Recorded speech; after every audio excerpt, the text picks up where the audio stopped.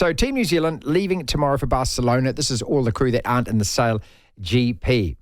And they won't be back till it is done and hopefully won. End of October, maybe November sometime. Grant Dalton online. Grant, you're leaving this week then, mate, and that's it. You're not coming back till the whole thing's over? Yeah, exactly. And it's looking at these boats and all the pictures and all the study we're doing. It's not going to be that easy, that's for sure. You've been testing for the best part of a couple of weeks since the naming. How's it been going? It's actually gone really well. There's a couple of reasons for that. We've had exceptionally good weather, and by that I mean a range of conditions, and just the way it's panned out, we've been able to chase the breeze out to get lighter wind and then come in closer, say, and get more wind, so sail through a range. And also the boat's been straight out of the shed, incredibly reliable. So that's allowed us to sail 14 days out of 18. Wow. And you go, well, that's what you do. You go sailing, right? But to put that in perspective, we normally work on about 2.5 to 3 days a week with these boats. So, we're kind of a month or more of sailing in 2 weeks. So it's pretty good. It's a big effort by the guys. It really is. How fast are you going?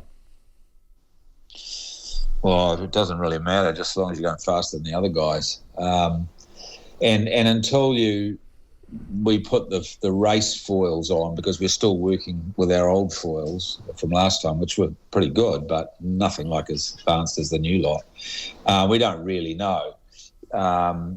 It appears that we're going fine, but I mean, in the end, how fast we're going or not going or whatever has got really irrelevant, other than to how we're going against the opposition when we race them. And as I say, we're poring over recon photos and modelling their boats, etc. And this ain't no pushover, I can tell you. So just in terms of the new boat itself, if you put the brand new foils on, how much of a difference does it make, or do you think it's going to make? How much has it got to do with those foils, and how much has it got to do with that new deck design and the sails and everything else? Well, everything's interplayed, right? But here's one way to think about it. Water is viscous drag like 1,000 times air. So if a hull is, and everybody gets fixated on the hulls, and to a point, that's great. They look good, they're easy to see, you can visually see differences, they're different colours and all that sort of thing. But to a point, the hulls just stop people falling on the water, so long as they're all much of a muchness. So there might be 2 or 3 seconds here on a 20-minute race between a hull and particular conditions or whatever. But if you get a foil wrong, or put another way, you get the foil right, you can be, more than a minute or more faster than a guy. So I guess the way to think about it is that the viscous drag, or the stuff in the water, accounts for about 80% of the overall drag of the boat. And cars don't go very well without engines, right? So people they look at the sails and they go, well, that's nice, they're carbon sails. But there's a massive difference in the sails between the teams, or one gets it right and the others don't. So you really do have to put the entire package on the water. And there's never is going to have been in a foiling environment generation more real than from what we can see this cup will be. With your foils, is it about the composite of those foils, or is it about the angles of them, or is it just that delicate combination of both? Well, they're all steel.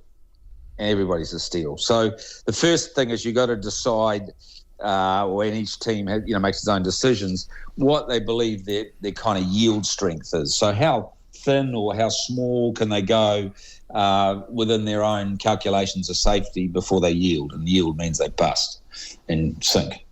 So that's the first thing that the teams need to do. The next thing is they got to decide on whether they believe that they're working in a laminar flow environment or a turbulent flow environment. Then they got to work out how big they think they can be for takeoff, because if they're too big, they help you take off, but then you've got to drag them through the ocean. If they're too small, you can't take off, depending on the shape. So it's again all these combinations that the engineers and the designers and the yachties honestly are a huge part of this, is because they feel this. And I mean, Tukey and Andy Maloney, who are the foil trimmers, they feel this through their hands. And it's a really fluid and dynamic environment that these foils are developed in with the scientists. I mean, it's quite a unique environment to work in, and it's amazing.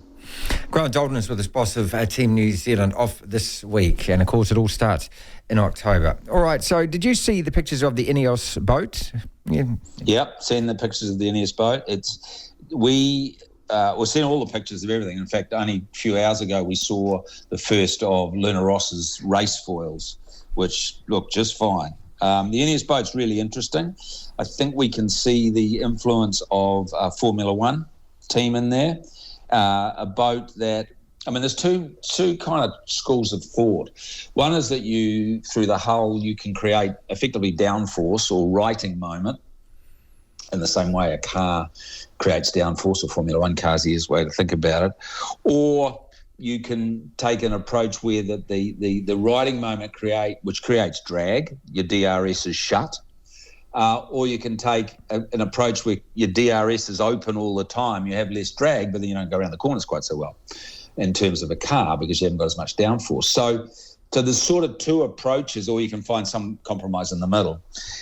In our view, and I'm talking like I'm an engineer and designer, which I'm most definitely not, Ineos has gone into the corner of this approach of righting moment or downforce in motor racing terms. Although when we model their boat, and we can only do that through pictures and set it up at different wind speeds and look at it from an aerodynamic point of view, we still don't see a massive amount of difference in the end product, only in the hull, which is such a small part. Although it's very visual, it's quite a small part of the picture. But I think they're more in a different part of the rule, if you like, than we are. How do you know that you're ahead on the technology thing, or don't you know? No, we don't know. I wish we did know. I'd be sleeping a little better already. I mean, I'm worried.